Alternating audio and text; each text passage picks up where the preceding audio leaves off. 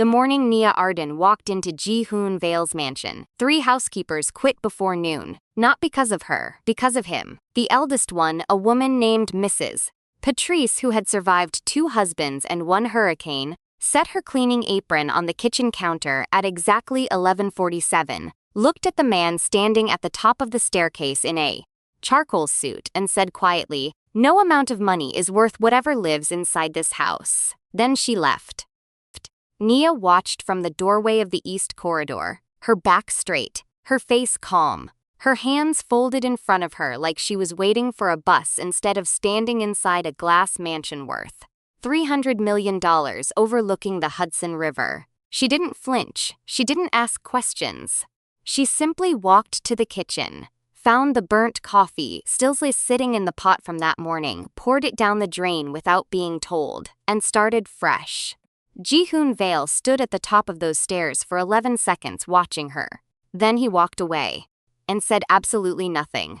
If you've ever watched someone fall for a person they would spend months pretending not to see, you already know how this story ends.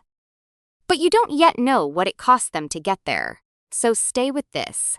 Because the truth about Jihoon Vale and Nia Arden is nothing like what the headlines later said. Welcome. This channel is where love stories go when they refuse to stay quiet.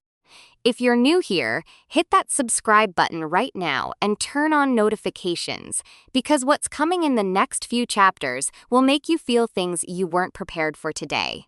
Jihoon was 32 years old and had not eaten a warm meal at a proper dining table in 14 months, not because he was poor, because he was alone in the specific way that very powerful people become alone. Surrounded by assistants, advisors, and employees who feared him too much to ever tell him the truth about anything.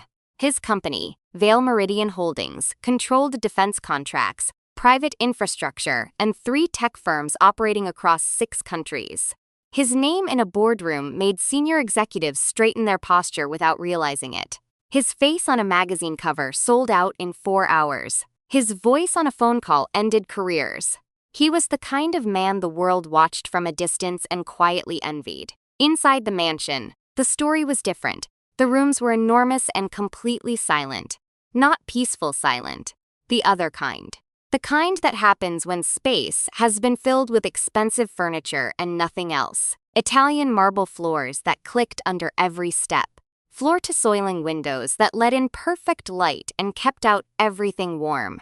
A grand piano near the library that had not been played in over 2 years because the woman who used to play it was dead, and Jihoon had never found the courage to have it moved or touched.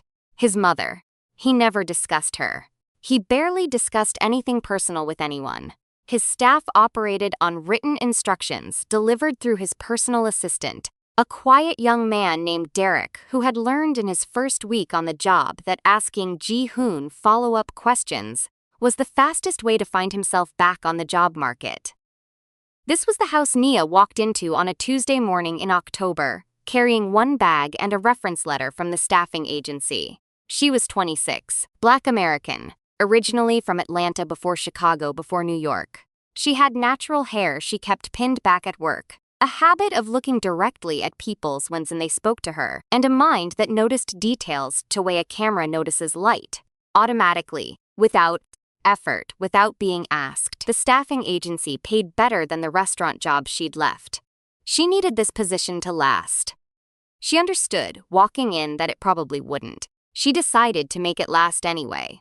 By her 3rd day, she had changed 4 things in the mansion without asking permission and without telling anyone. She adjusted the coffee ratio after finding Jihoon's previous coffee was bitter enough to strip paint, cross-referencing a pattern she noticed. He drank 2 sips every morning and left the rest.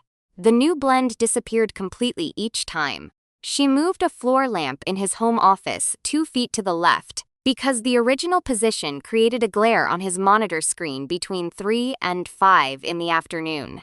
She'd noticed him rotating his chair slightly during those hours. She replaced the flowers near the piano. They had been dying for days. Nobody else had touched them. She chose white ones. Simple. She didn't know why. It felt right. And on the 4th morning, before anyone else arrived, she opened every curtain on the east side of the mansion, while it was still dark outside. By the time the sun came up, the light moved across the floor in long gold sheets. Jihoon came downstairs at 6:42, stopped at the bottom of the staircase, and looked at the light on the marble floor for a moment longer than his schedule allowed. He said nothing. He walked to his office. But that evening, the curtains remained open. They stayed open every morning after that. Nia never mentioned it. Jihoon never acknowledged it. But something small and almost invisible had already begun shifting inside the most controlled house in New York. 2 weeks in, she found a photograph. It was in the trash beside his desk. A small printed image, slightly torn along one corner, of a young Korean boy standing beside a woman in a yellow dress. The woman was laughing. The boy was not smiling, but his eyes were soft in a way that children's eyes are when they feel completely safe. Nia stood there for a moment. She looked at the photograph, then at the trash, then at the photograph again.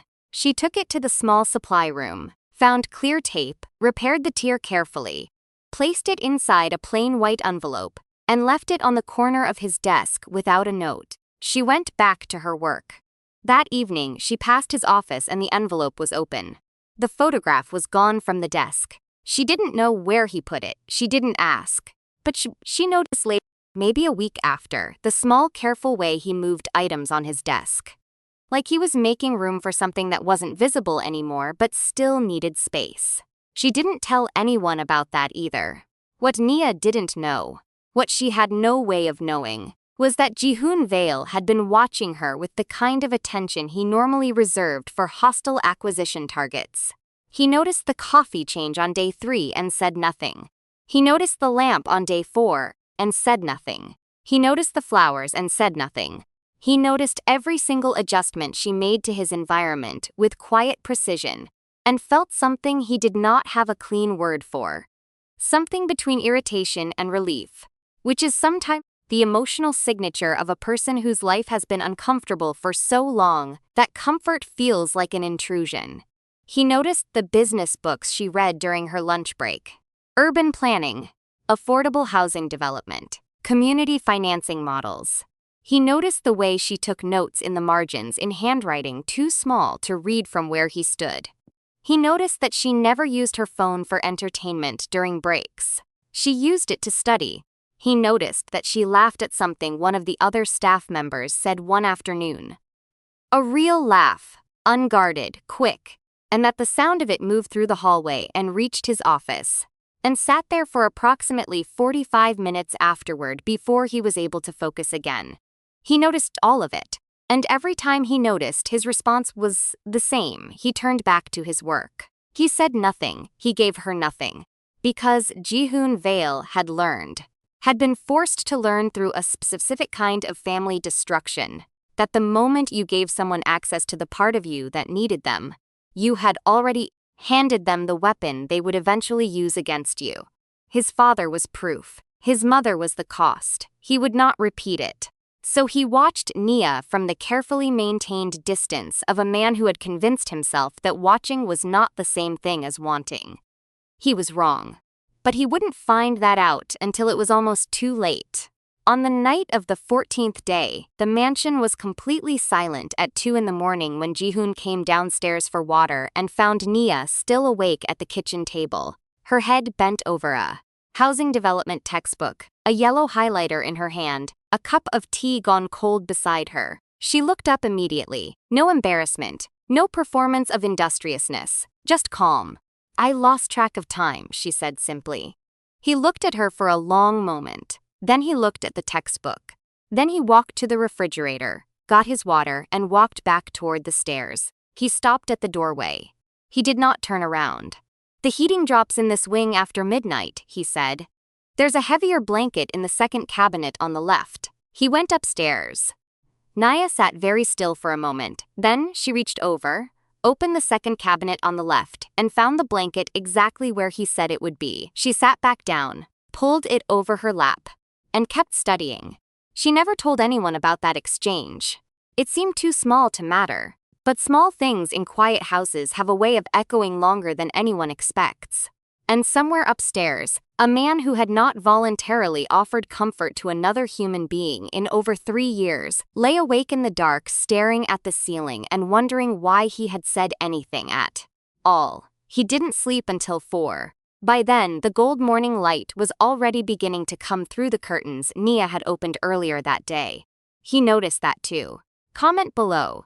Did you feel that moment with the blanket? Because that right there is where it actually started. Not with a grand gesture. With a cabinet and one sentence in the dark. What does a man who controls billions do when one woman quietly becomes the thing he cannot control? That answer begins right now in Chapter 2. And you are not ready for what he does next. Chapter 2. He started arriving home earlier, not significantly. 11 minutes on Monday, 8 minutes on Wednesday, 19 on Friday. Nobody on his staff noticed except Derek, who noticed everything but recorded nothing personal about his employer because self-preservation was its own form of intelligence. Jihoon himself did not initially connect the pattern to Nia.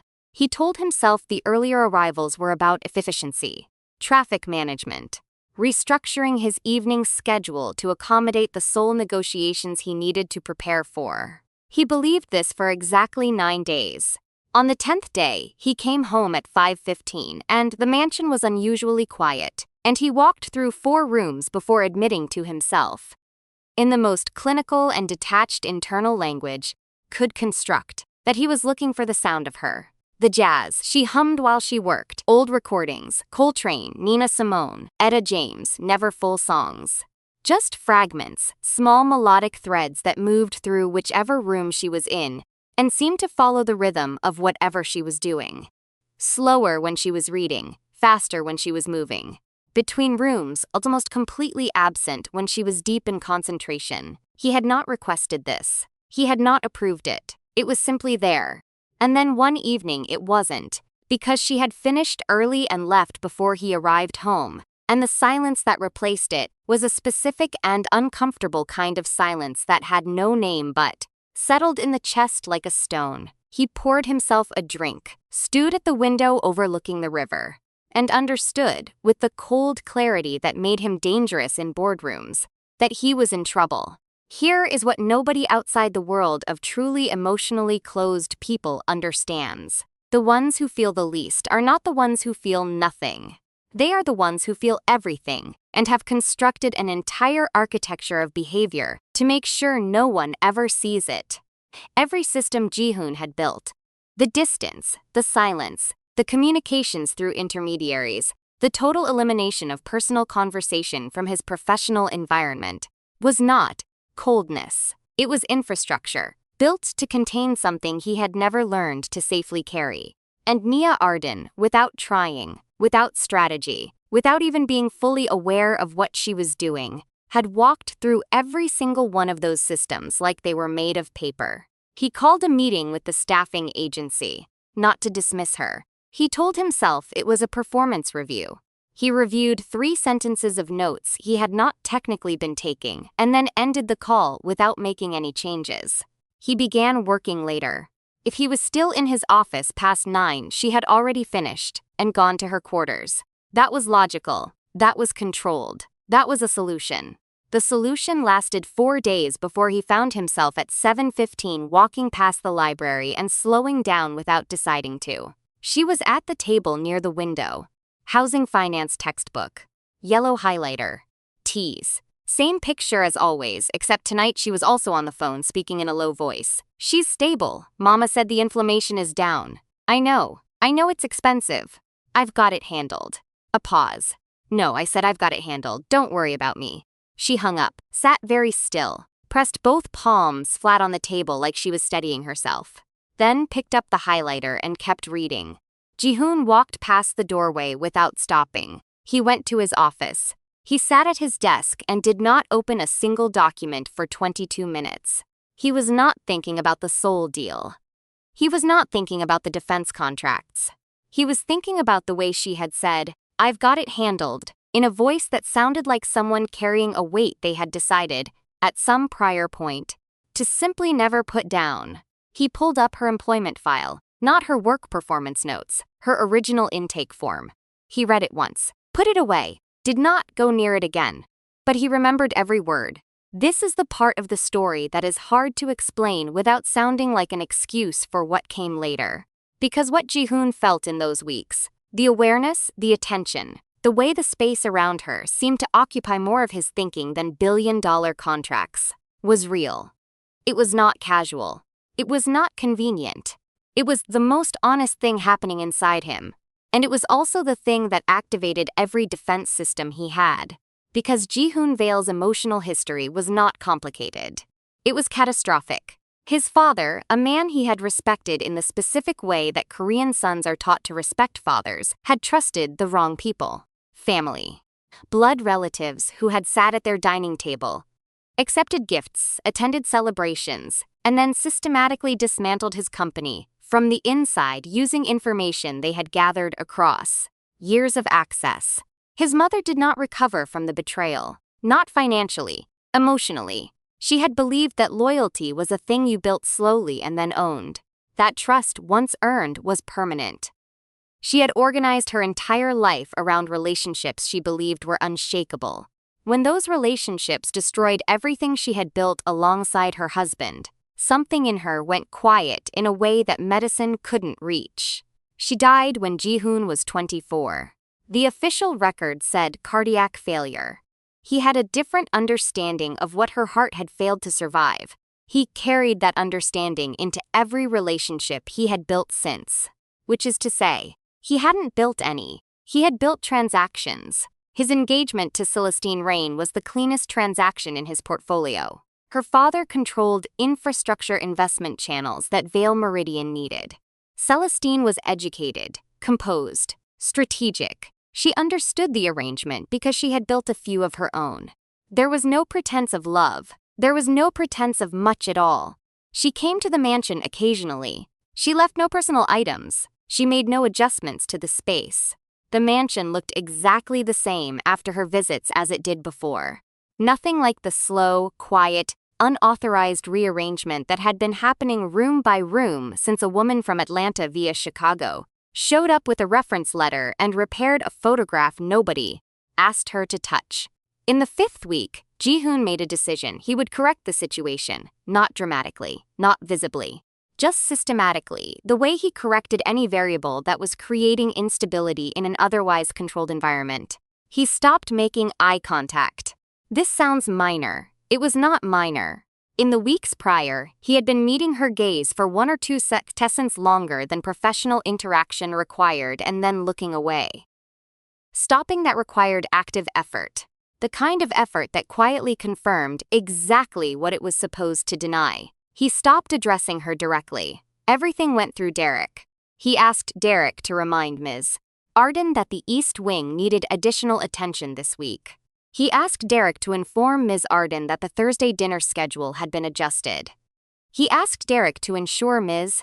Arden was aware that guests would be arriving Saturday and full preparation was expected. Derek delivered each message. Nia received each one with a simple nod and then did exactly what was asked. She did not appear affected. This made it worse. Because here is the thing about a person who has spent their life being dismissed. They develop a very specific kind of stillness. Not emptiness. Stillness. The kind that looks like composure from the outside and costs something extraordinary on the inside. Nia had that stillness. And every time it showed up in response to his distance, Jihoon felt something he did not want to analyze. A specific discomfort that lived slightly left of guilt and refused to quiet itself. He worked through it. He always worked through discomfort.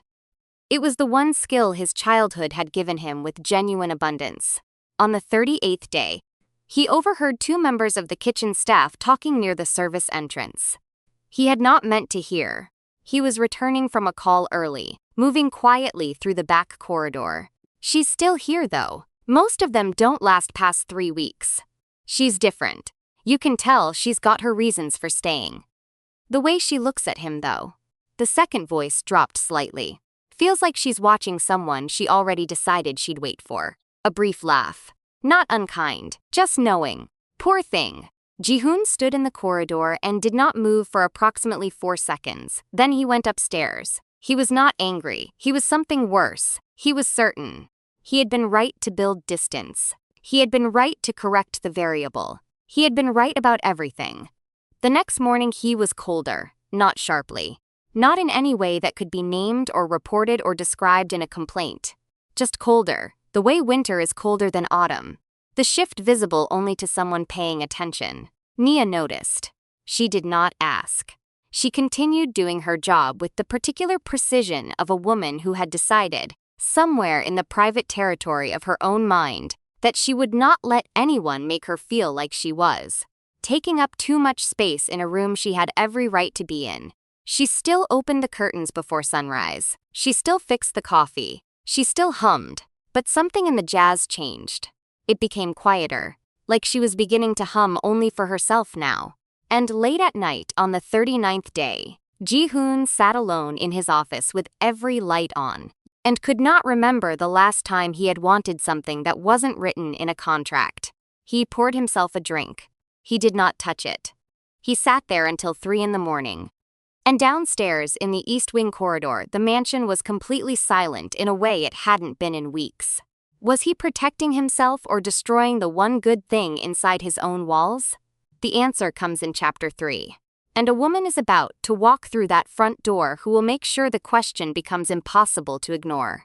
Chapter 3. Celestine Rain arrived on a Thursday. No warning.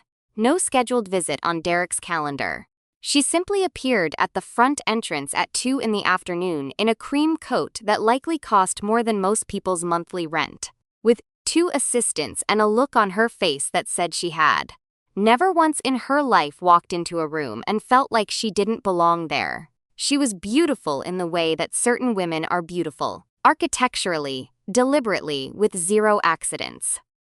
Everything about her appearance was a decision. She kissed Jihoon once on each cheek, in the European style she had picked up from her time in Paris, and moved through the mansion, the way someone moves through a space they are already calculating ownership of. Nia was in the east sitting room arranging a delivery of fresh linens when Celestine walked past the doorway and stopped. She looked at Nia for exactly 3 seconds. Nia looked back. Neither smiled. Celestine moved on. That was the first exchange. It contained no words. It said everything. The household dynamic shifted that afternoon in a way that was difficult to name but impossible to miss. Celestine did not raise her voice. She did not issue commands. She simply began making requests in the particular tone of someone who has spent their entire life with people rushing to fulfill them, and the requests themselves. Small adjustments to room, temperature, preferences about which flowers she found acceptable, commentary on the arrangement of items in the main living area. All landed with the quiet authority of someone staking territory. Nia adjusted what needed adjusting. She did it without expression. She noticed, in the course of moving between rooms, that Jihoon and Celestine occupied the same spaces without warmth. 2 people performing the correct choreography of a relationship without any of the actual music underneath it. He listened when she spoke. She smiled when appropriate. Neither touched the other with anything resembling need. It looked like a business meeting with better lighting. What Nia did not notice was that Celestine's had already clocked the coffee, the flowers, the curtains, the lamp. Women like Celestine have survived their entire social lives by identifying threats before anyone else recognizes them as threats. She had walked through that mansion on prior visits and knew its rhythms. She knew what it had looked like before. She knew what was different now. And she knew, with a precision that required no evidence, that the difference had a name. She found it 2 days later at the charity gala. Vale Meridian had sponsored the event, a fundraiser for urban housing initiatives held inside a rooftop venue in Midtown. All glass walls and city lights and people whose net worth had too many zeros to calculate casually. The staff had been brought in to assist with coordination. Nia was there in a professional capacity, moving quietly between service stations and ensuring the catering timeline held. The venue was extraordinary. She was not looking at it. She was focused on her work because her work was the reason she was there, and staying focused on that had always been how she kept herself from making the mistake of forgetting where she stood in rooms like this one. Jihoon was across the floor in a group of investors, listening to someone explain something he had clearly already understood 20 seconds ago. His face was controlled and patient. His eyes moved around the room with the calm regularity of someone who trusted nothing by accident. They landed on Nia once. For less than a second. He looked away. She had not been looking at him. She didn't see it, but Celestine did. She watched it from across the room with a champagne flute in her hand, and a smile that didn't shift by a single degree, and filed the information carefully in the specific mental drawer she kept for things that required attention. Later in the evening, in the side corridor near the catering station, Celestine stood with 3 women from her particular circle. Inherited wealth, private school accents, the kind of laughter that sounds like a door closing. Nia was on the other side of a partial glass partition, finalizing a service detail when the conversation drifted through. She's been in the house for 2 months? Just under. A pause. She looks at him like he solved something for her. Celestine's voice was perfectly modulated, not loud, not quiet. Exactly calibrated for the people she wanted to hear it. It's almost sweet. The way she watches him like he's something miraculous she found. Light laughter. Does he know? Darling, men like Jihoon don't notice until the inconvenience becomes unavoidable. Another pause. Measured. But that's what staff is for, isn't it? Quiet devotion, quiet departure. Nia did not move. She stood on the other side of that partition and felt the specific way words land when they are aimed carefully and fired without mercy. Not hot, not loud, but cold and precise and designed to reach exactly the place they were thrown at. She kept her face still. That took everything she had. She stayed through the remainder of the event because leaving early would have required an explanation, and she was not going to give Celestine Rain the additional satisfaction of watching her go. But she heard something else before she left. Jihoon had been standing perhaps 15 feet from that corridor, not inside it, not part of the conversation, but close enough. He had heard. She was certain of it. She watched his face from a distance as the laughter floated out of that corridor and crossed the space between them. He did not turn toward it. He did not look at Celestine. He did not look at Nia. He simply raised his glass slightly to the investor speaking to him and continued the conversation he was in. His face did not move. That was the moment. Not the cruelty of Celestine's words. Not the laughter. Not any of it. The moment that broke something was that Jihoon heard it all. And he chose the only response available to a man who had spent years building walls so high he had forgotten there was someone standing inside them. He said absolutely nothing. The drive back to the mansion was quiet. Nia sat in the staff vehicle and looked out the window at the city going past and kept her breathing even. She was very good at keeping her breathing even. She had been practicing it in various difficult rooms since she was 17 years old. She made a decision somewhere on that drive, not dramatically. She didn't cry. She didn't run through it again and again. She simply decided, in the clean and private way she made all her real decisions, that she was done spending emotional energy in a direction that had no return. She would do her job. She would stay until she had enough to handle her mother's next round of medical bills. She would leave. She would not look at him differently than her job required. She would not fix things that weren't in her job description. She would not open curtains before sunrise for a man who could not find the courage to say her name across a room. The next morning, the curtains stayed closed. The coffee came out correct but without the small specific adjustment she had been making. The jazz stopped entirely. She stopped humming. The mansion noticed before Jihoon did.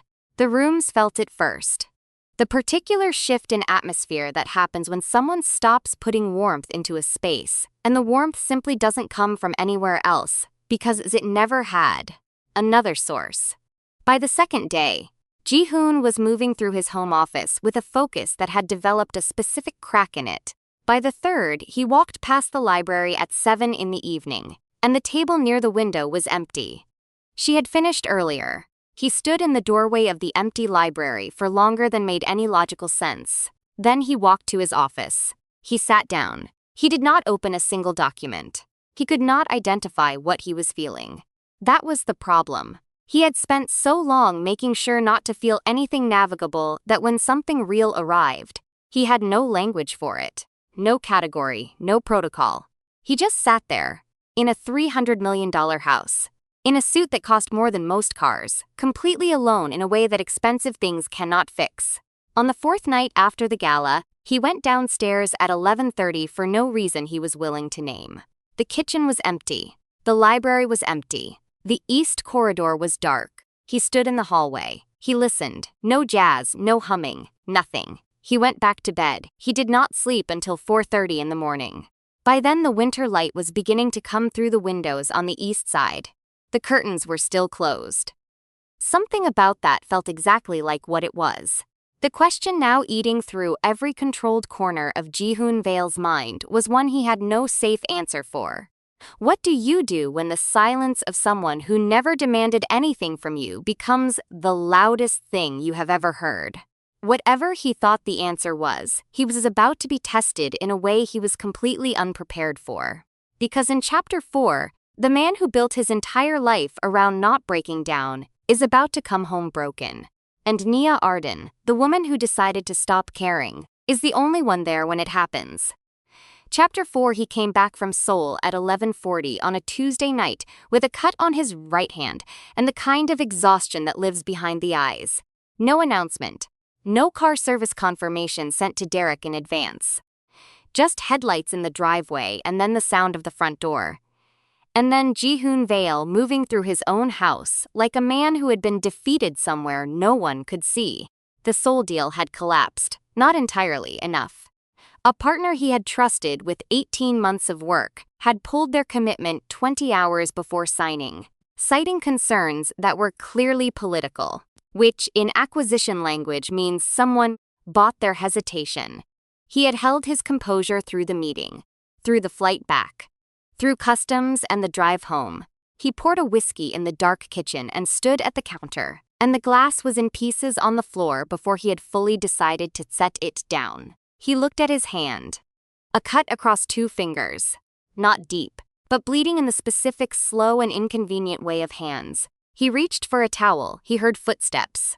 Nia appeared in the kitchen doorway in the dark, clearly woken by the sound of breaking glass. She's been sleeping in the East Wing corridor room, and the acoustics of this house hid nothing. She took in the scene in one look. She did not ask what happened. She did not say anything. She disappeared and came back 90 seconds later with the small first aid kit from the supply cabinet and set it on the kitchen island and opened it with the focused calm of someone who had done practical things in difficult moments before and found it more useful than speaking. She began cleaning the cut without asking permission. He let her. He did not know why he let her. He stood completely still while she worked. Antiseptic wipe, gentle pressure, 2 neat strips of medical tape across the deeper part of the cut.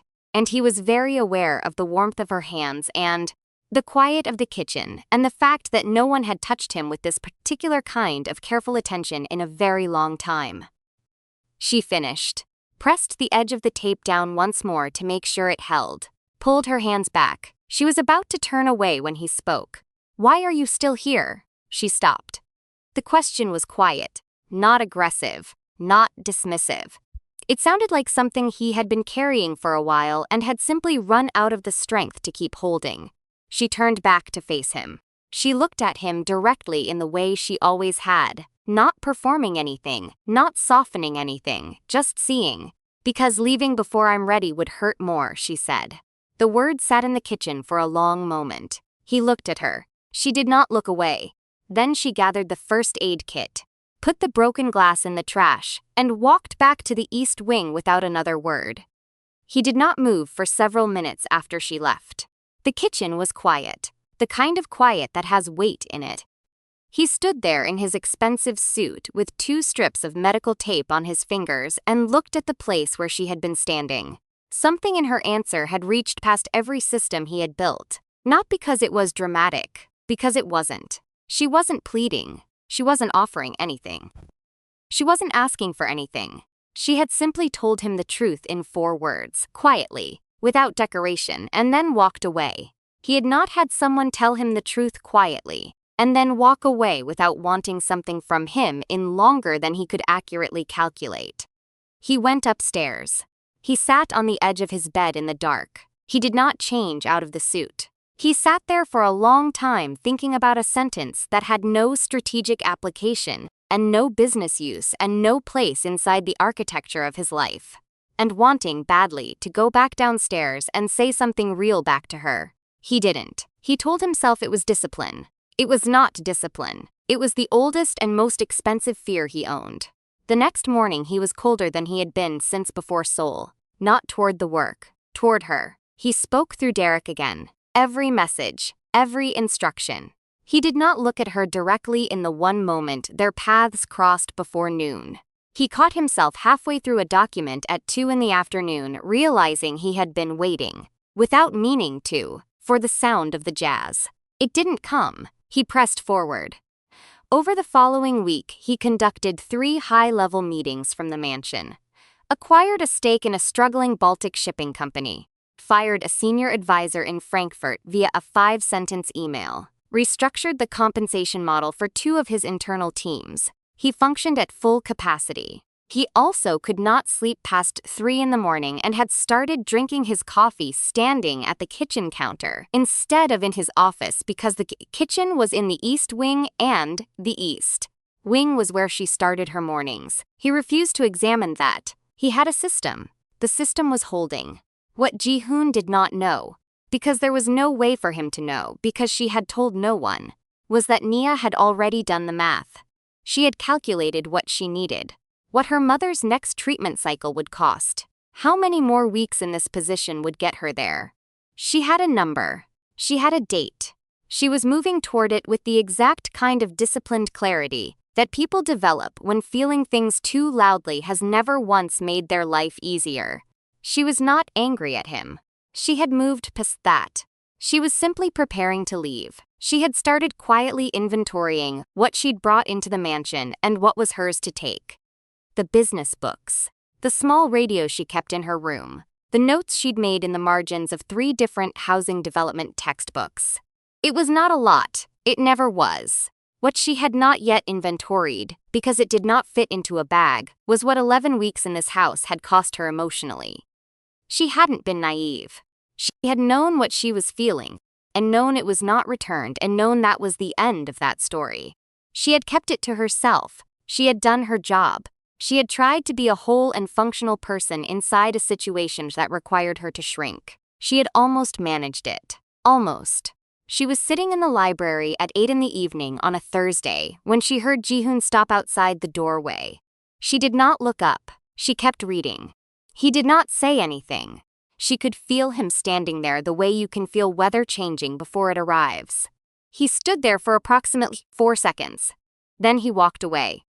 She kept her eyes on the page, turned it, read the same paragraph 3 times, put the highlighter down, pressed her palms flat on the table, breathed. Outside the mansion windows, the city moved the way it always did. Continuous, indifferent, full of people trying to hold things together in the dark. Nia sat in the library and understood something she had been avoiding for weeks. She had not just been doing her job in this house. She had been quietly building something inside of it, not for him exactly, but because of him. Small repairs, small improvements, small acts of care directed at a space that felt empty, and a man who felt emptier, and some hopeful, inconvenient part of her that had believed, without evidence, that softness could reach something in him eventually. It had reached something. She could feel it. That was the problem. She could feel it and he would not claim it, and that gap. The space between what was real and what he would allow to be real was where she had been living for weeks now. She couldn't stay in that gap much longer. She had a date. She had a number. She would leave when she reached it. She picked the highlighter back up. She did not look at the doorway. What neither of them knew, sitting in their separate silences on opposite ends of that mansion, was that the gap between them was about to be forced closed. Not by courage, not by honesty, but by something much faster and much crueler. Because outside the mansion's glass walls, someone had already decided that Jihoon Vale's company held information worth destroying lives for. And the quickest way to reach a man who trusted no one was to use the one person he was pretending not to need. Chapter 5. The federal agents arrived at 6:14 in the morning. Not 1 or 2. 7. In 2 black vehicles that parked at angles across the driveway like they wanted the house to know it had no options. Nia heard the knock from the east wing. Heavy. Official. The kind that doesn't wait. She was already dressed. She had been awake since 5. Reviewing a housing development case study at the small desk in her room. Because sleep had been difficult for the last week, and she had stopped fighting that particular battle. She heard Derek's voice in the main corridor, then a voice she didn't recognize, then the sound of multiple footsteps moving through the ground floor, with the confident rhythm of people who had a document authorizing them to be exactly where they were. She came out of her room. 2 agents were already in the east corridor. One of them looked at her directly. "Nia Arden?" She said yes. "We need you to come with us to the main sitting room." She looked at the agent, then at the corridor behind him where 2 more were moving toward the staff quarters. "Why?" she asked. "There's an active investigation into a classified information breach connected to Vale Meridian Holdings. Your name has come up in the inquiry." The floor did not move. She made sure of it. She walked to the main sitting room. Jihoon was already there, standing near the window in a dark shirt, no tie. His jaw set in the particular way it's set when he was processing something he hadn't yet decided how to respond to. He had clearly been awake when they arrived. Their eyes met for 1 second. He looked away first. She sat down. The lead agent set a tablet on the table in front of her and turned it to face her. On the screen were bank transfer records, 3 of them. Substantial amounts, moving from an account in her name, her identification number, into a holding account flagged by Federal Financial Monitoring. She looked at the records. She looked up at the agent. "I've never seen these before. Ms. Arden, your name and identification are attached to each transfer. I understand that. I'm telling you I did not make them." The agent's face did not change. Behind her, she heard the sound of agents in her room, opening drawers, moving her things. Taking the textbooks off her desk one by one, she kept her eyes forward. The second piece of evidence was worse. Security footage from inside the mansion. The home office corridor, timestamped 11 days ago at 2 in the morning, showing a figure in dark clothing accessing Jihoon's private document server from the terminal outside his office. The footage was grainy. The figure's face was not fully visible.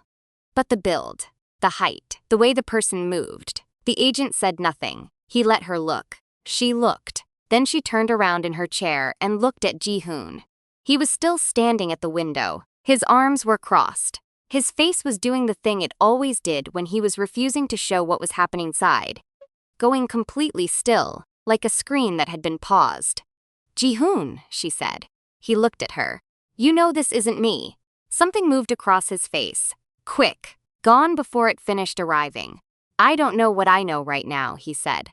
Those 8 words hit her differently than anything he had ever said or not done in the entire time she had been inside his world. Not because they were cruel, because they were honest. And the honest answer, after all the coffee and the curtains and the photograph and the blanket and the medical tape on his fingers at midnight, the honest answer was that he didn't know. He still didn't know. She stood up from the chair. She looked at the lead agent. "I want to cooperate fully," she said. "Ask me whatever you need to ask me." She did not look at Jihoon again for the rest of the morning. The interrogation took 4 hours. They asked her about the transfers. She told them she had 1 bank account, gave them the institution name and account number, and told them to pull the records directly. They asked about the server access.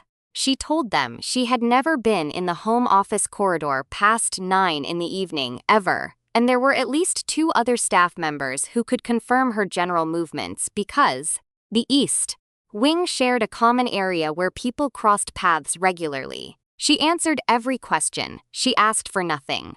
At 2 in the afternoon, they told her the inquiry was ongoing and she was not to leave the state. She nodded once. She walked upstairs. She sat on the edge of her bed. Her room had been searched. Not destroyed, they had been professional, but touched, rearranged. Her books were in the wrong order. Her notes had been moved. The small framed photograph of her and her mother that she kept on the nightstand was lying flat instead of standing. She picked it up. She set it back the way it belonged. She sat very still for a long moment, then she went back downstairs. Jihoon was in the main corridor, alone. Derek had clearly been sent elsewhere. She stopped in front of him. She had decided on the walk downstairs that she was going to say exactly one thing and then be done. "You know what hurts?" Her voice was quiet. Steady. The way deep water is steady. Not because nothing is happening in it, but because what's happening in it is too much for the surface to show. "I loved you long enough to understand your silence. I made space for every wall you built. I never once asked you to choose me." She paused. "But I never imagined you'd use your silence against me when it actually mattered." Jihoon stood there. He opened his mouth. He closed it. She reached up to the lanyard around her neck. She unclipped the staff access badge. She held it for 1 second. She set it on the side table beside the corridor entrance. The sound it made was small. It echoed. She walked back upstairs. She packed in 40 minutes, 1 bag, the same one she'd arrived with. The textbooks, the small radio, the photograph. Her notes. Her work uniform folded neatly and left on the bed because it belonged to the agency. She did not write a note. She did not ask Derek to call a car. She ordered one herself from her phone.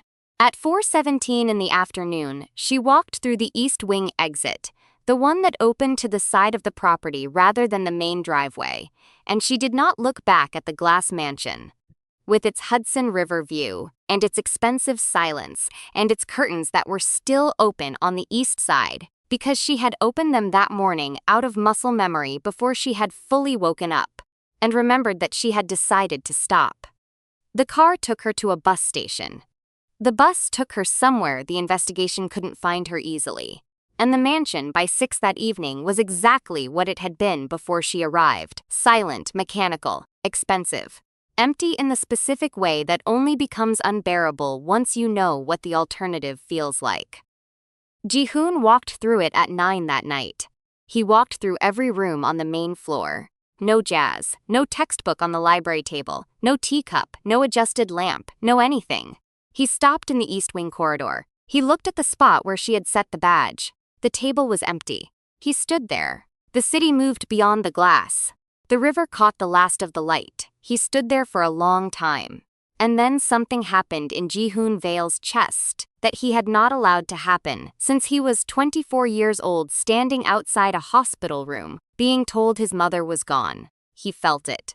All of it.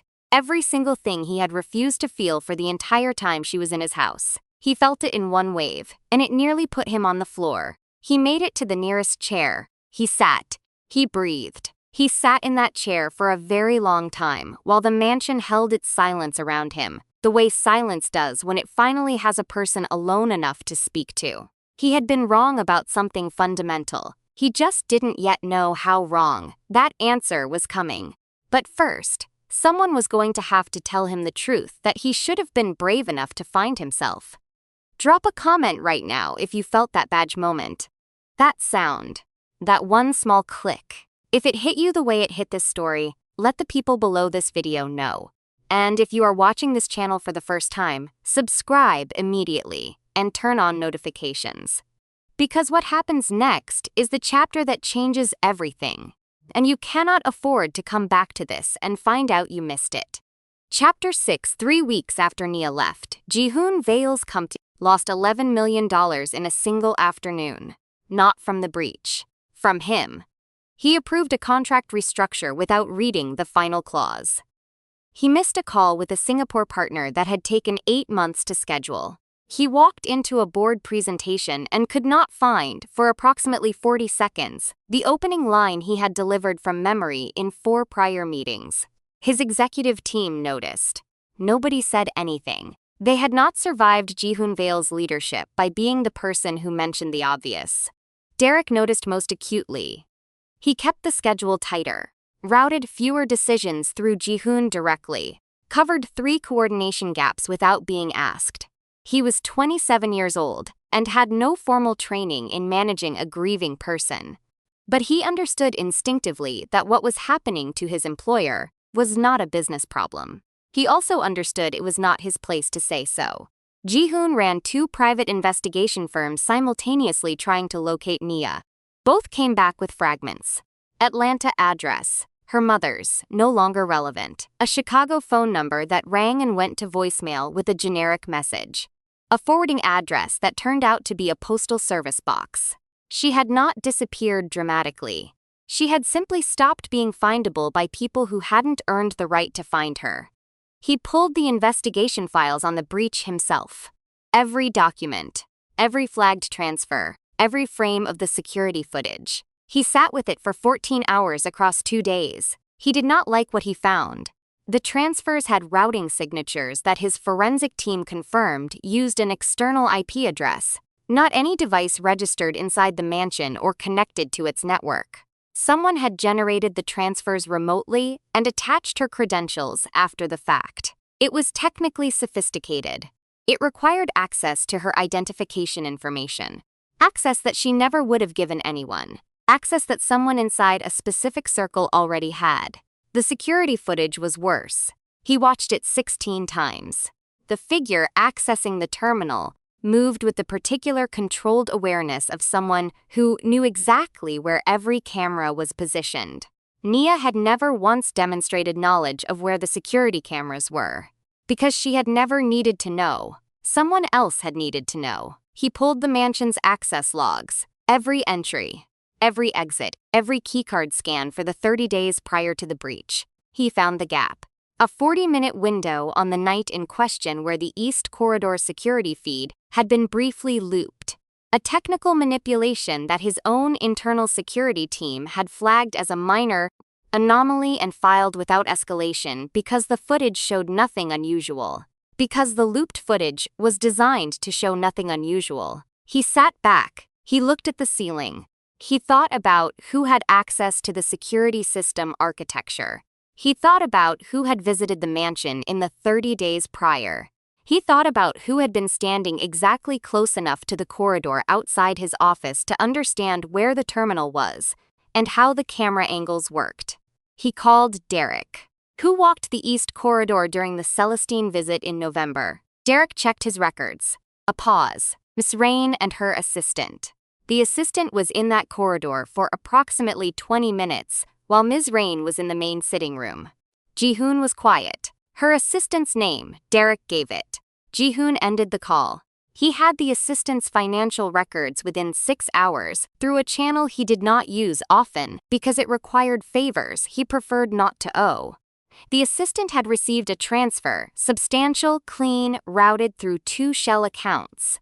4 days before the breach, from a holding company registered in the Cayman Islands. A holding company whose ultimate beneficial owner, buried under 3 layers of corporate registration, was Celestine Rain's father. Jihoon sat with that information. He sat with it longer than he needed to, because sitting with it meant sitting with everything it confirmed. Then he found the second thing, the breach itself. The actual data accessed, the files that had been extracted, was not, as the federal investigation had framed it, about defense contracts. It was targeted, specifically targeted at one internal server partition that held something far more valuable than contract details. It held the documentation for a counteroffer Jihoon had been quietly building to acquire a major stake in a competing infrastructure firm, a deal that, if completed, would have permanently blocked Celestine's father's consortium from a market position they had been positioning for across 5 years. The breach hadn't been about destroying Jihoon. It had been about stopping that acquisition. And framing Nia had been the mechanism, not to hurt her specifically, but because she was the variable closest to Jihoon, the one whose removal would destabilize him enough to delay his response. While the other pieces moved into position, she had been used, deliberately, precisely, without a second thought. He stood up from his desk. He was not angry in the way he was usually angry. Cold, contained, focused. He was angry in a different way, the kind that lives closer to the chest. He went to his phone. He called Celestine directly. She answered on the second ring, which told him she had been expecting this call. "I know," he said. That was all. A silence on her end. Then, "Jihoon, the business landscape requires." He ended the call. He called his legal team. He called his forensic finance team. He called his federal liaison, a former government attorney who now worked exclusively for Vale Meridian on exactly this kind of situation. He spent the next 9 hours building a case that would be watertight before anyone outside this building knew it existed. Then he found the third thing, the one that leveled him completely. His IT security director came to him at 11 at night with a quiet urgency. "Mr. Vale, before the breach, 3 days before, someone accessed our internal server from inside the network and redirected a secondary data pathway. The redirect created a shadow backup of our most sensitive infrastructure documents. We initially flagged it as an anomaly." Jihoon looked at him.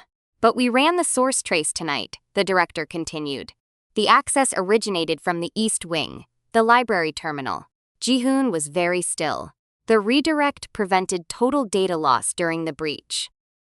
When the external attack hit, it went into a partition that looked complete, but was missing the most critical documentation. The real files were in the shadow backup. He paused. "Whoever set that redirect saved approximately $2.4 billion in proprietary development data. We don't know who had access to." "I know who it was," Jihoon said. The director stopped. Jihoon looked at the desk in front of him, the library terminal, late nights. A woman who studied housing finance textbooks in the margins because she paid attention to things other people didn't see. A woman who had spent 11 weeks quietly noticing exactly how his house worked. She had seen the breach coming, or she had sensed enough of the irregular activity, the unusual server behavior, the access pattern shifts, to do something about it without knowing the full picture. She had protected his company. She had protected it while he was standing in a room telling her he didn't know what he knew. She had protected it and then walked out through the East Wing exit with one bag and his company's data secured behind a firewall she had built quietly in the dark. While federal agents were going through her textbooks, Jihoon sat at his desk for a long time after the director left. He did not move. He did not make any calls. He just sat there with the specific weight of understanding exactly how badly he had failed a person who had done nothing but quietly refuse to let him down. Mrs. Octavia Bellamy found him that way at midnight.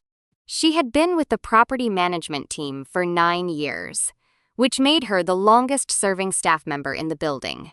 She was 61 years old, moved slowly because of her left knee, and had the particular quality of older women who have watched enough people make enough mistakes that they have permanently lost patience for watching it happen without saying something. She knocked once, came in, set a cup of coffee on his desk, the exact ratio, the right temperature, without being asked. Then she stood there. She set that redirect before they planted the evidence, she said. Jihoon looked up. "I saw what she did.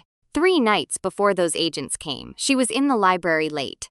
I came through to check the east corridor and I saw her at the terminal. I thought she was studying." Mrs. Bellamy looked at him steadily. "But she wasn't studying, she was moving files. I didn't understand it then." She paused. "That girl knew something was wrong in this house, and she fixed it, without telling a soul, without asking for anything." Jihoon said nothing. "And then you stood in that room," Mrs. Bellamy said quietly, "and told her you didn't know what you knew." She picked up an empty glass from the side of his desk. "You know exactly what you know, Mr. Vale," she said. "You just need to go find her before what you know becomes what you lost." She walked out. The coffee sat on his desk. He picked it up. It was the right ratio, exactly. The same way it had been every single morning for 11 weeks. He put the cup down. He opened his phone. He began to search in the one direction none of his investigators had been told to look. Not through databases or records or digital trails, but through the single piece of information he had read. Once, late at night, from a file he had put away and never retrieved. Her grandmother's bookstore, Chicago. He booked a flight that left at 6 in the morning. He did not pack a bag. He did not tell Derek. He did not send security ahead. He just went. Because there are moments when a man finally understands that the only movement that matters is toward the person he spent too long moving away from. And every second he delayed was a second she was out there somewhere, believing she had been worth nothing to him. He refused to let that be the last thing she believed. If this chapter broke something open in you, you're not alone. Comment one word below that describes what you felt when he picked up that coffee cup. Just one word. This community always surprises each other in the comments, and tonight will be no different. Subscribe to this channel and turn on notifications if you haven't yet, because the reunion chapter is next and it will stay with you long after this video ends. Share this with someone who needs to hear a story about what it really costs to let fear run your life. We'll see you in Chapter 7. Chapter 7. The bookstore had no sign out front anymore. The original painted wood one had come down in a windstorm the previous winter, and Nia hadn't replaced it because replacing it required a decision about permanence she hadn't been ready to make. She had been in Chicago for 3 weeks. The store itself belonged to the estate of her grandmother, Nia Arden, who had operated it for 31 years before her passing, and who had left it to Nia in a handwritten addendum to her will, with a single line of instruction. Use it when you need somewhere to remember who you are. Nia had been using it. She opened the store each morning at 9. She reorganized the shelves. She repaired the back window that had been letting in cold air. She cataloged the inventory her grandmother had left in handwritten ledgers, because Nia Arden did not trust computers with things she considered important. She was rebuilding, not spectacularly, not with announcements. The way that real rebuilding happens, slowly, practically, one small decision at a time, until the decisions start to feel like a direction again. Her mother's latest treatment report had come back with better numbers. That helped. The media storm Celestine had unleashed had faded to background noise. The original story, Billionaire's maid, alleged affair, corporate manipulation, had generated 72 hours of intense online cruelty before the internet found something else to consume. Nia's name still appeared in comment sections if you searched specifically. She had stopped searching. She was sweeping near the front window on a Thursday evening when the snow started. Chicago winter came in fast that year. The forecast had said flurries.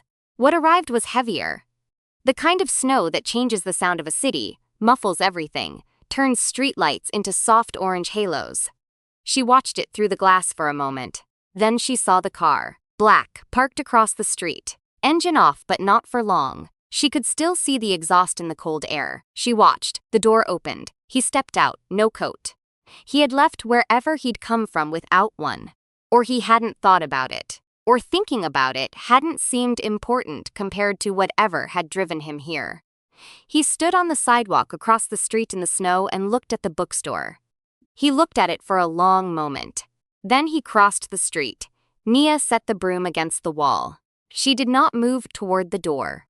She did not move away from it. She stood in the middle of her grandmother's bookstore, with snow coming down outside, and waited for whatever this was going to be. He pushed the door open. The small bell above it rang once. He stepped inside. He looked at her. She looked at him. He was thinner than she remembered. Or maybe it was the absence of the suit armor. He was dressed simply. Dark sweater, dark trousers. The kind of clothes a person puts on when they're not constructing an image.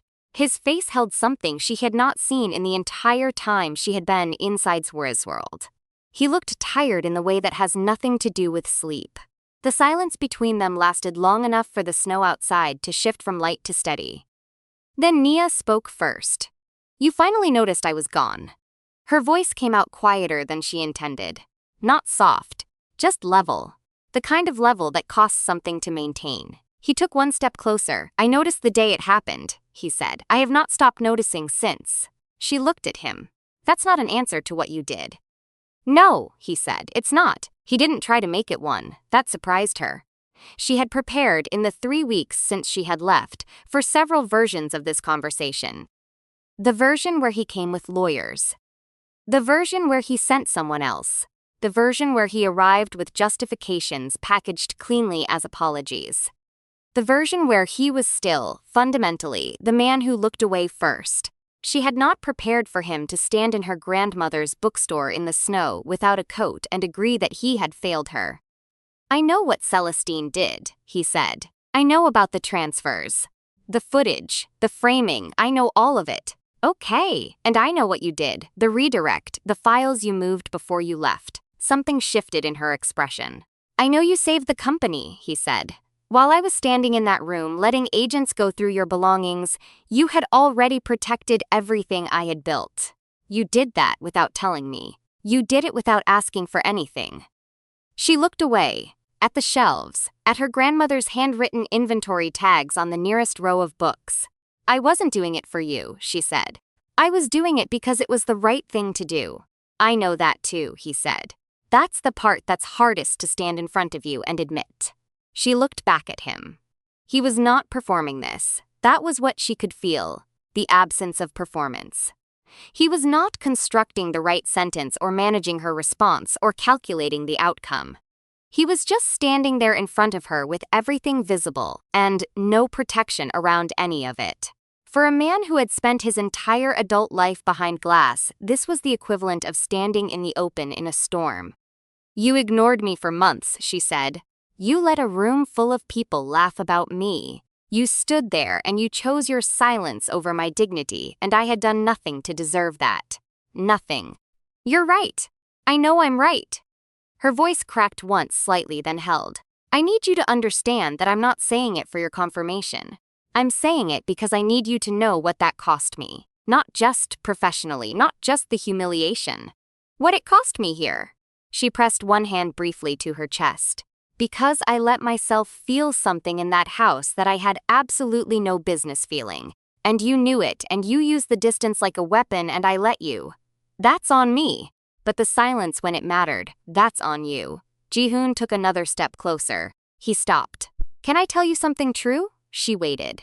The reason I ignored you, he said, was not because you were invisible to me. He paused. Not for effect. Because the next sentence was the realest thing he had said to another human being in approximately 8 years, and his body was registering the difficulty of it.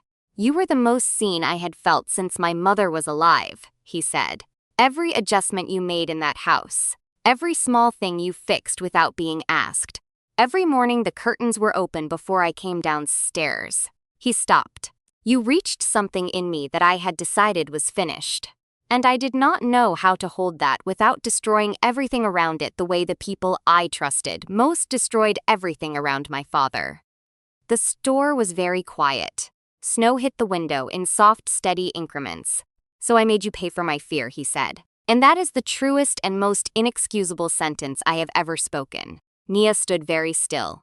She could feel something in her chest doing the particular thing that feelings do when they have been held under pressure for too long. And someone finally says the exact true thing. Not releasing. Exactly, but shifting. Moving. Like a river that has been frozen, deciding slowly to remember what it is. If I had stayed gone forever, she said quietly, would you have survived it? Not a question, a test, he answered immediately. No. One word, no elaboration, no qualification, just no, and she believed him.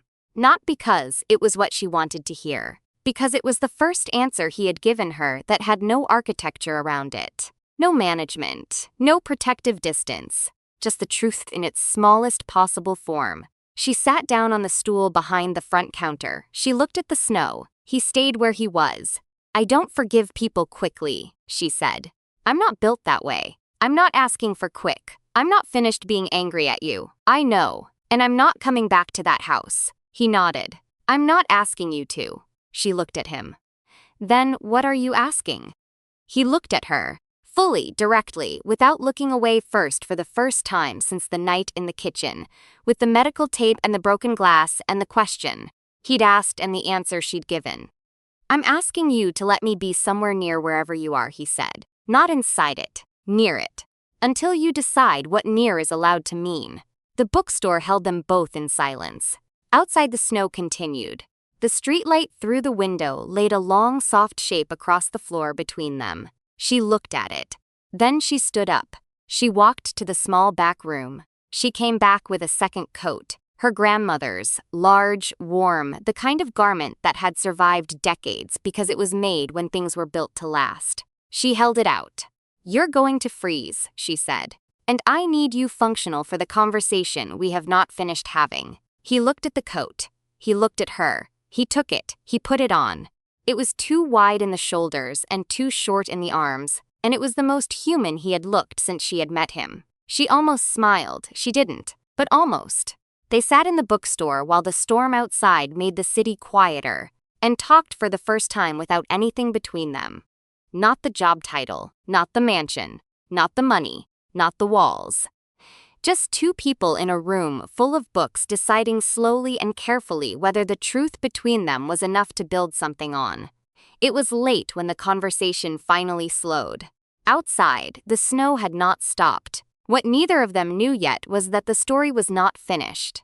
Because the people who had used Nia to reach Jihoon had not gotten what they needed, and cornered people with resources do not simply accept losing. The private jet was already being prepared, and someone had already made a call that would put both of them in the air and in danger before the week was out. The last chapter of this story is coming, and it will bring everything full circle in a way that will leave you completely still at the end. Make sure you are subscribed to this channel with notifications on, because the final chapter drops next, and it contains the moment this entire story has been building toward from the very first. Second, share this video with someone tonight. Not tomorrow, tonight. Because some stories need to reach the people who need them, and you probably already know exactly who that person is. Final chapter. The plane left at 7 in the morning. No announcement, no press, no official itinerary filed with any outlet that could be accessed by anyone they didn't trust completely. It was supposed to be the safest possible way to move. It wasn't. 40 minutes into the flight, the first alarm sounded. Not the cabin pressure alarm. Not the weather alert system. The navigation system. It dropped offline for 11 seconds and came back reading coordinates that did not match their flight path. The pilot came on the intercom immediately, voice controlled, professional. Ladies and gentlemen, we are experiencing a technical issue with our navigation systems. Please remain seated. Nia looked at the window. The sky outside was clear. She looked at Jihoon. His jaw was set. He already knew. He had been warned 2 days earlier, through his federal liaison, that the legal case they were flying to New York to file publicly, the one that would expose Celestine's father's consortium, and the full corporate conspiracy had generated a response. His security team had tripled the ground protocol. They had swept the jet. They had not swept it early enough. The second alarm was different. This one came from the engine monitoring system, port engine. The co-pilot's voice came through a second later, no longer using the intercom tone designed to keep passengers calm. He was talking to the pilot directly. Mic accidentally left open. We have a fuel line issue. Port side. This is not a sensor error. Jihoon stood up. He moved to the front of the cabin. The flight attendant tried to intercept him. He walked past her. He knocked twice on the cockpit door. The pilot opened it. His face told Jihoon everything before he spoke. Mr. Vale, I need you seated. Tell me what we're dealing with. A beat. Someone tampered with the port fuel line during the pre-flight window. We're losing pressure. I have a 30-minute window to attempt an emergency landing before we lose the ability to control descent. 30 minutes. Jihoon looked at the pilot for exactly 2 seconds. Land the plane. Yes, sir. He went back to the cabin. He sat down beside Nia. She had heard enough. Her face was still. Her hands were flat on her thighs. How bad, she said. Manageable, he said. She looked at him. Tell me the true version. He looked back at her. The pilot is good. The window is tight. We're going to land. That's still not the true version. He was quiet for a moment. It's the version I need to be true, he said. So it's the one I'm holding on to. She looked at his hands. She picked one up, held it. He looked at their hands. He tightened his grip. The next 22 minutes were the longest either of them had experienced. The cabin pressure shifted. The oxygen masks released from the overhead compartments and swung in the recycled air. One of the 2 other passengers on the manifest, a member of Jihoon's legal team, was praying quietly in the row ahead of them. Jihoon did not pray. He talked. Not about the plane. Not about the drop in altitude he could feel in his stomach, or the way the port engine sound had changed from a steady turbine hum to something uneven. He talked to Nia. He told her about his mother's yellow dress, the one in the photograph. He said she used to wear it on days she wanted to feel like herself, instead of like everything the world needed her to be. He said she had a laugh that could change the temperature of a room. He said she used to make coffee too strong for anyone else to drink, and then complain that nobody ever made it right. Nia listened. She held his hand. She told him about her grandmother's bookstore. The way Delphine used to keep the radio on all day, and hum along to things she didn't know all the words to. The way she wrote prices in pencil in every book because she said a book's value was open to conversation. The way she left the door unlocked 10 minutes past closing every day because she said the person who arrived late usually needed the book the most. The plane shook, hard, once, then steadied. The pilot came on. "We have visual on a landing strip, Newfoundland. We are beginning emergency descent. Brace positions, please." Jihoon looked at Nia. She was already looking at him. "Hey," she said. "Hey, when this is over." "When this is over," he said, "not if." She nodded once. "When this is over," she said again. "You are going to buy me the worst coffee you can find in Newfoundland, and you are going to sit across from me and tell me everything else you have been holding onto since you were 32 years old and afraid." He looked at her. For the first time in the entire history of Jihoon Vale's life, the thing happening on his face was not controlled or managed or strategically calibrated. It was just real. "Deal," he said. The plane hit the runway hard, both engines screaming, landing gear making contact with sound that moved through the entire airframe. 30 seconds of controlled chaos and then stillness, complete. The pilot's voice. "Ladies and gentlemen, we are down. Emergency services are on the way. Everyone stay seated until the doors are cleared." Nobody moved. Nobody spoke. Nia sat in the silence with Jihoon's hand still in hers and breathed in, out, in. Outside the emergency landing strip, the Newfoundland sky was the specific pale gray of early morning cloud. And it was one of the most ordinary and beautiful things either of them had ever seen. The doors opened 20 minutes later. They came out into cold air and flashing lights and emergency personnel, moving with purpose in every direction. A witness on the ground. A ground crew worker who had watched the emergency descent would later tell a journalist that the man who stepped off that plane looked like someone who had just finished arguing with his own life and won. He held the woman's hand the entire way down the stairs. He did not let go when they reached the ground. The story, once it broke, did not break quietly. It broke everywhere simultaneously. Because the conspiracy was complete now, not in pieces, not as rumor, but fully documented, fully sourced, filed simultaneously with federal investigators, and released to 3 independent media outlets by Jihoon's legal team from the ground in Newfoundland before the emergency vehicles had finished their sweep. Celestine's father's consortium, the framing, the breach, the plane, all of it. The internet moved fast. Within 4 hours, the framing of Nia had been publicly dismantled with documentation. Within 8, 3 financial journalists had independently verified the corporate conspiracy and connected it to prior market manipulation the consortium had conducted across 2 other sectors. Within 24, Celestine Rain's father's holding company was under federal review. And Nia Arden, who had never wanted a headline, who had walked out of a mansion with 1 bag and rebuilt herself in a bookstore with her grandmother's handwritten ledgers, became someone the world had an opinion about. Most of those opinions were not what the original story had tried to make her. They were something different.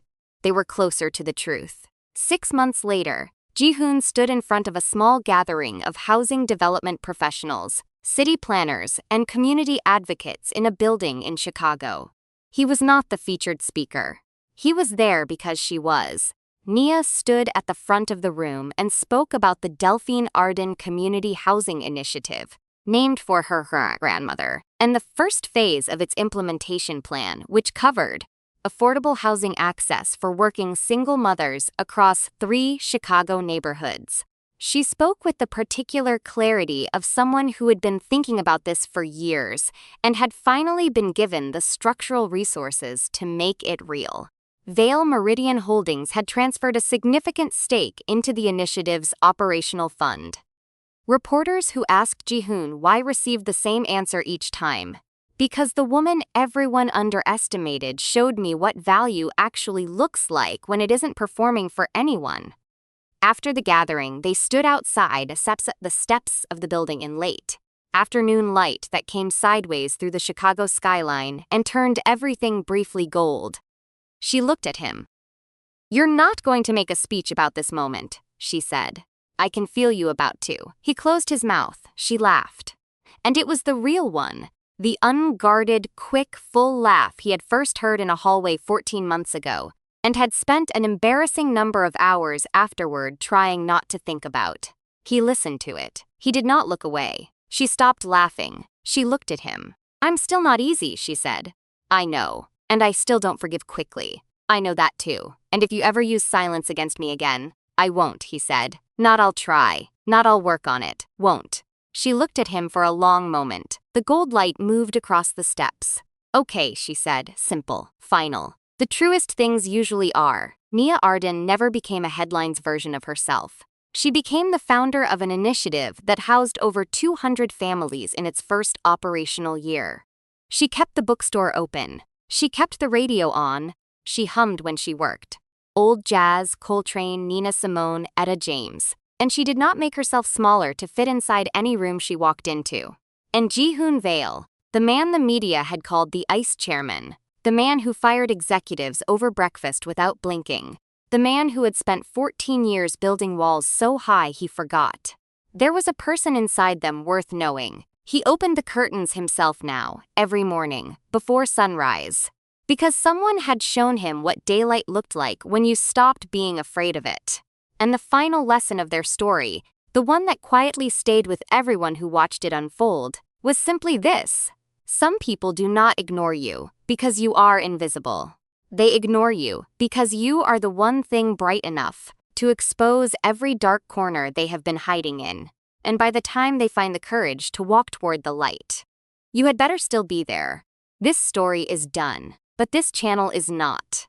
If this story reached something real in you, leave a comment right now telling us which moment hit hardest. Was it the badge? The coffee cup? The coat? The plane? The comments on this video are going to be a conversation worth reading. Subscribe to this channel and turn on notifications because we post stories pissed that are built to stay with you. Stories about real human courage, love that costs something, and people who refused to let the world make them smaller. Share this video tonight with someone who needs to hear that being overlooked is not the same as being unworthy. We will see you in the next one.